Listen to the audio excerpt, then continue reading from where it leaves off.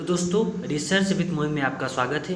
दोस्तों SSC MTS का 7 मई का जितना भी क्वेश्चंस पूछा गया है वो मैं अच्छे से करवा दे रहा हूँ। उसके अराउंड में जितना भी क्वेश्चंस बनेगा वो भी मैं करवा दूंगा, जिससे आपका मैंने एसएससी जीडी का एनालिसिस करवाया था अगली बार, तो उसमें क्या हुआ था ना कि क्वेश्चंस 3-4 क्वेश्चन से रिपीट हुए थे। यदि आप 10 से 15 मिनट का वीडियो देख लेते हैं और क्वेश्चन से रिपीट हो जाता है तो आपको बहुत फ़ायदा मिलेगा। ठीक है दोस्तों, एक बात मैं ये बता दूँ कि मेरी जो वॉइस है यदि आपको धीमी लग रही हो तो उस पर 2x या 1.5x पे करके थोड़ा तेज़ राउंड अप पे देख सकते हैं, आप अपना टाइम बचा सकते हैं। ठीक है, तो जो पहला क्वेश्चन पूछा गया था दोस्तों, ज़्यादा हम देरी नहीं करेंगे, क्वेश्चन पे सीधा आते हैं। देखिए दोस्तों, जो क्वेश्चन पहले पूछा गया था इसमें क्या था, डीआरडीओ के वर्तमान अध्यक्ष कौन है? तो ये है दोस्तों डॉक्टर सीवी कामत। ठीक है, डीआरडीओ का पूरा नाम क्या है? रक्षा अनुसंधान विकास संगठन, इसका पूरा नाम है। ठीक है, और ये अभी जल्दी में नियुक्त किए गए थे डॉक्टर समीर वी कामत। तो ये क्वेश्चंस आपको ध्यान रखना है। अब मैंने पीडीएफ से बहुत अच्छे से तैयार किया और इसका पीडीएफ टेलीग्राम चैनल पर भी मिल जाएगा, वहाँ पे आप आसानी से पढ़ सकते हैं। देखिए, डीआरडीओ के वर्तमान अध्यक्ष कौन है, वही क्वेश्चन है डॉक्टर समीर वी कामत। ठीक है, वो क्वेश्चन से रिपीट हो गया है। देखिए, भारत के संविधान का अनुच्छेद 301 किससे संबंधित है? तो दोस्तों ये संपत्ति का अधिकार है। ठीक है, ये संपत्ति का अधिकार से संबंधित है। क्या हुआ था कि ये मौलिक अधिकार की सूची से हटा दिया गया था। जो संपत्ति का अधिकार है वो मौलिक अधिकार की सूची से हटा दिया गया था, और ये 44वें कॉन्स्टिट्यूशन अमेंडमेंट के द्वारा 301 में क्या नाम है इसको रखा गया था। तो ये किससे संबंधित है? संपत्ति के अधिकार से संबंधित है। जितना भी कॉन्स्टिट्यूशन अमेंडमेंट है दोस्तों वो आपको जरूर याद कर लेना है। ठीक है, क्योंकि इससे क्वेश्चंस बनता ही बनता है। हालांकि जो हाल ही में संशोधन हुए हैं उसको भी आपको तैयार करके जाना है। ठीक, अगला क्वेश्चन है दोस्तों, आईपीएल 2022 का पहला मैच कहाँ खेला गया था? तो दोस्तों ये चेन्नई सुपर किंग्स और कोलकाता नाइट राइडर के बीच पहला मुंबई मैच कहाँ पे खेला गया था? वानखेड़े स्टेडियम मुंबई में खेला गया था। और पूछ ले वानखेड़े स्टेडियम कहाँ है, तो वो मुंबई में है। ठीक है, आईपीएल का 2022 का पहला मैच किसके बीच हुआ? तो चेन्नई सुपर किंग और कोलकाता नाइट राइडर के बीच में हुआ था। ये चीज़ आपको ध्यान रखना है। ठीक है, अगला क्वेश्चन हमारा चेन्नई सुपर किंग्स, और वो वही वाला क्वेश्चन फिर से दोस्तों, अच्छा वो उसका एक्सप्लेनेशन लिखा है वो आप देख सकते हैं। ठीक है, देखिए, इनमें से कौन सा उड़ीसा के नृत्य और संगीत के उत्सव हैं? ठीक है, जो उसमें कई ऑप्शंस दिए थे लेकिन उसमें से सही ऑप्शन था रंगवती। ठीक है, रंगवती, यानी कि इनमें से कौन सा उड़ीसा के नृत्य और संगीत के उत्सव हैं? तो वो कौन है? वो है रंगवती। तो ये चीज़ आपको ध्यान रखना है। ठीक है दोस्तों, अगला क्वेश्चन हमारा है 1756 में बंगाल का नवाब कौन था? दोस्तों 1756 में जो बंगाल का नवाब था वो अलीवर्दी खां की मृत्यु के बाद सिराजुद्दौला क्या नाम है बंगाल बना था। और कालकोठी घटना सिराजुद्दौला के समय में ही हुई थी, जिसमें 143 अंग्रेज को कुछ एक छोटे से कमरे में बंद कर दिया गया था, जिसमें लगभग 12 से 13 अंग्रेज जीवित बचे थे, बाकी सब मर गए थे। इसी को बोलते हैं कालकोठी घटना। ठीक है, अगला क्वेश्चन हमारा है उगादी त्यौहार हिंदू कैलेंडर के किस महीने में मनाया जाता है? देखिए, ये उगादी ये आंध्र प्रदेश में भी मनाया जाता है दोस्तों, ये आंध्र प्रदेश में मनाया जाता है उगादी। ये क्या है? ये नव वर्ष है। ठीक है, जैसे नव वर्ष है हिंदुओं का, जो है नव वर्ष आंध्र प्रदेश में इसको उगादी के नाम से जानते हैं। ठीक है, ये हिंदू पंचांग के मुताबिक चैत्र माह के प्रथम दिन में मनाया जाता है, और इसे कर्नाटक, आंध्र प्रदेश, तेलंगाना राज्यों के रूप में मनाया जाता है। प्रमुख रूप से आंध्र प्रदेश हो गया, कर्नाटक हो गया, तेलंगाना। कौन कौन? आंध्र प्रदेश हो गया, कर्नाटक हो गया, तेलंगाना राज्यों में ये मनाया जाता है। ठीक है, जो अगला क्वेश्चन है फ्रेंड्स, भारत में क्रिकेट वर्ल्ड कप कितनी बार होस्ट किया गया है? तो जो क्रिकेट वर्ल्ड कप है भारत ने कितनी बार होस्ट किया है? तो 2011 में किया है, 1996 में किया, 1987 में किया है। ठीक है दोस्तों, क्रिकेट से संबंधित मैंने कुछ वीडियो डाल रखा है, जिससे इसकी लंबाई कितनी है, इसकी चौड़ाई कितनी है। ठीक है, ये सारी चीज़ें उसको आप देख सकते हैं। ये सारे क्वेश्चन पूछे गए हैं एग्जाम में। दोस्तों अगला क्वेश्चन हमारा है सिंधु कानून किस आंदोलन से संबंधित है? तो दोस्तों जो सिंधु कानून है ये संथाल विद्रोह से, सिंधु कानून संथाल विद्रोह यानी हुल आंदोलन का नेतृत्व सिंधु कानून ने किया था। ठीक है दोस्तों, तो संथाल विद्रोह सिंधु कानून है, तो ये आपको ध्यान रखना है। ठीक है, अगला क्वेश्चन हमारा है चौहान वंश अथवा चाहमान वंश का सबसे शक्तिशाली यानी पावरफुल कौन था, राजा कौन था? तो वो था पृथ्वीराज तृतीय। ठीक है, वो चौहान वंश का सबसे प्रतापी राजा कौन था? वो पृथ्वीराज तृतीय था। ये आपको ध्यान रखना है। ठीक है, अगला क्वेश्चन हमारा है दोस्तों कि भीतर गांव का मंदिर किस प्रकार का बना हुआ था? भीतर गांव का मंदिर, ठीक है, ये उत्तर प्रदेश के कानपुर जिले में स्थित है, ठीक है। भीतर गांव का मंदिर उत्तर प्रदेश के कानपुर जिले में स्थित है। इस मंदिर का निर्माण पक्की ईंटों से किया गया था। तो ये चीज़ आपको ध्यान रखनी है, ठीक। अब देखिए अगला क्वेश्चन हमारा है 2011 की जनगणना के अनुसार निम्नलिखित में से किस राज्य केंद्र शासित प्रदेश में भारत सबसे अधिक जनसंख्या घनत्व था? तो इसमें कौन था? दिल्ली और चंडीगढ़, ठीक है।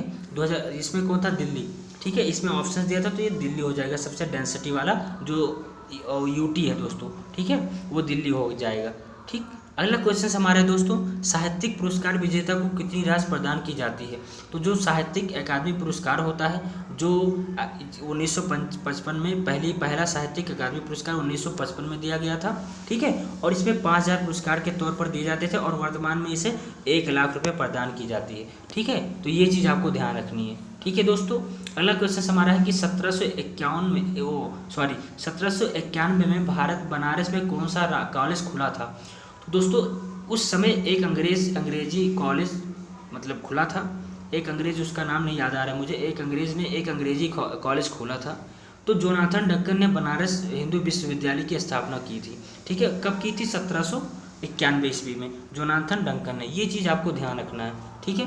अगला क्वेश्चन हमारा है चावल का सबसे बड़ा उत्पादक कौन है? तो ये सबसे फर्स्ट चीन है और भारत दूसरे नंबर पर है, ठीक है। तो ये चीज़ आपको ध्यान रखना है।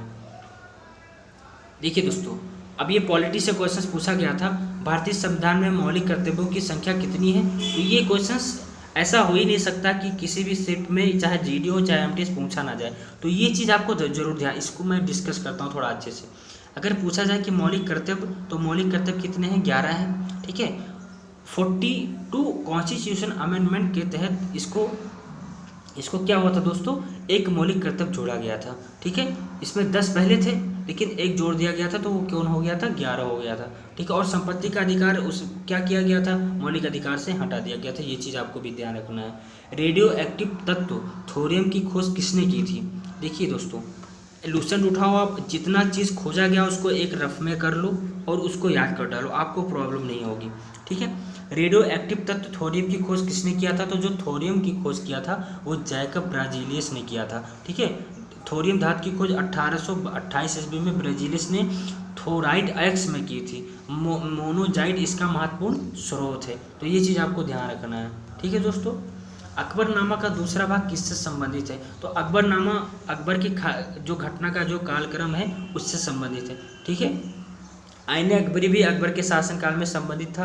तो ये चीज़ आपको ध्यान रखना है, ठीक दोस्तों। अगला क्वेश्चन हमारा है कि सितंबर 2022 में एम्स दिल्ली के नए निदेशक के पद पर किसने नियुक्त किया? तो जो एम्स दिल्ली का मेडिकल कॉलेज सबसे बेस्ट कॉलेज माना जाता है, ठीक है, वो है डॉक्टर एम श्रीनिवास, जो कि एम्स दिल्ली के नए निर्देशक के पद पे नियुक्त हुए थे। ये चीज़ आपको ध्यान रखना है।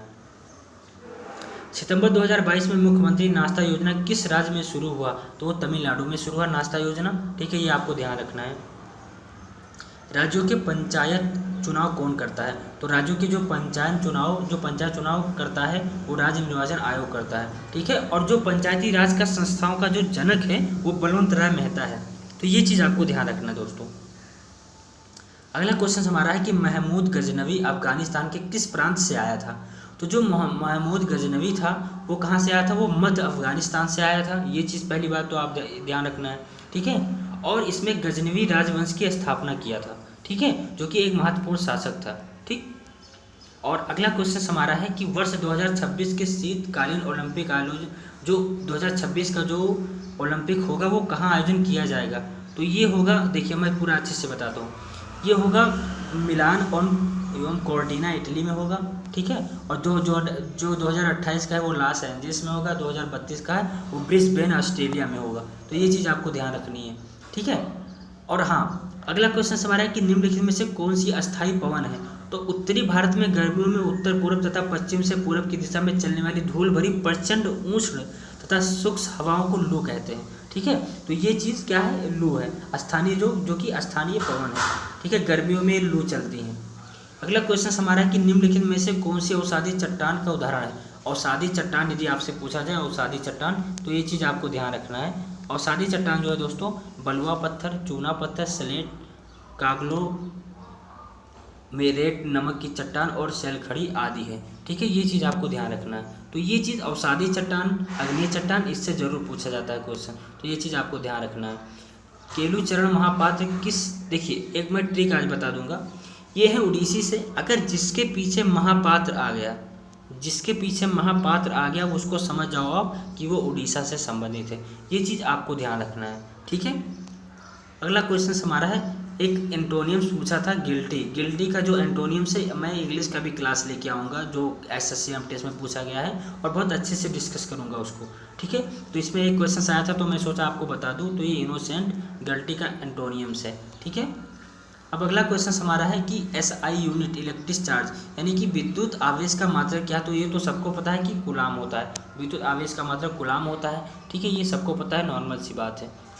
ठीक है, अब अगला क्वेश्चन हमारा है कि जो लोक रंग festival is the celebrate in which state, जो लोक रंग फेस्टिवल कहाँ सेलिब्रेट किया जाता है, तो जो लोक रंग उत्सव है मध्य प्रदेश के आदिवासी लोग इसको मनाते हैं, लोक कला के रूप में मनाते हैं। ठीक है, ये आपको ध्यान रखना है।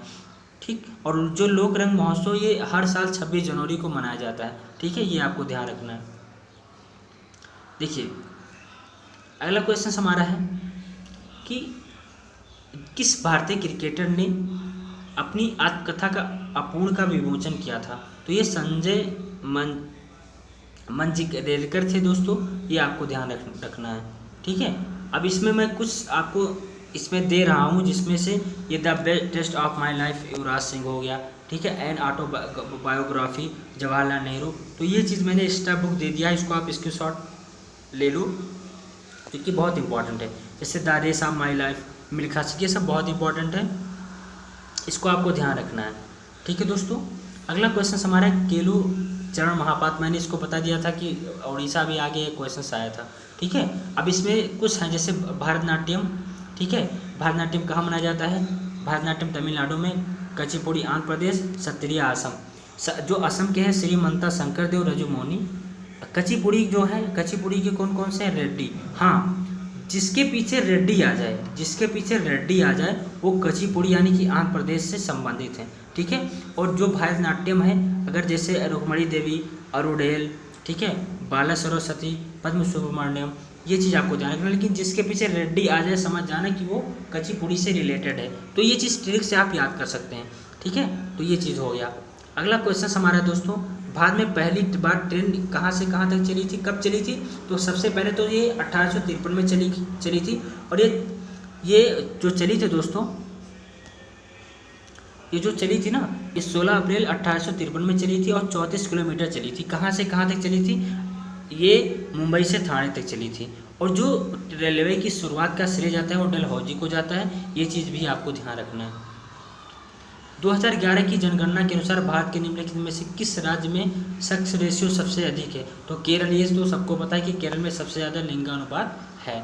ठीक है, ये पानीपत का प्रथम युद्ध 1526 में किसके बीच लड़ा गया था, तो ये दोस्तों लड़ा गया था, किसके बीच लड़ा गया, 1526 में पानीपत का प्रथम युद्ध बाबर और किसके बीच हुआ था, बाबर और इब्राहिम लोदी के बीच हुआ था। ठीक है, तो ये चीज़ आपको ध्यान रखना है 1526 में। ठीक है, 1526 में बाबर और इब्राहिम लोदी के बीच लड़ा गया था। ठीक है, और जिससे मुगल साम्राज्य जो दिल्ली सल्तनत था उसका काम खत्म हो गया था और मुगल साम्राज्य की स्थापना शुरू हो गई थी। ठीक है, अब अगला क्वेश्चन हमारा है दोस्तों कि जो संविधान के अनुच्छेद जो है भारतीय धर्म अधिकार एक मौलिक अधिकार है, ये जो धर्म से रिलेटेड क्या नाम है, रिलीजियन से रिलेटेड जो अनुच्छेद हैं वो कहाँ से कहाँ तक है, तो 25 से 28 के बीच में ये सब धर्म से रिलेटेड है।